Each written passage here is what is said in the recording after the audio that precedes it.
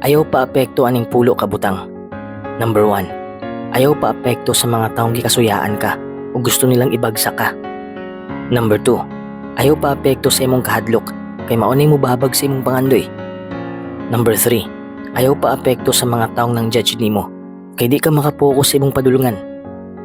Number 4. Ayaw paapekto sa imong pagduda sa imong kaugalingon kay siguradong naa kay kakayahan kung musalig lang ka sa Dios ug sa imong kaugalingon. Number 5. Ayaw paapekto sa mga problema sa kinabuhi kay maunay hinungdan kung nganong lig-on ka karon. Number 6. Ayaw paapekto sa sobrang kabalaka kay dili tanang gikabalak-an nimo mahitabo.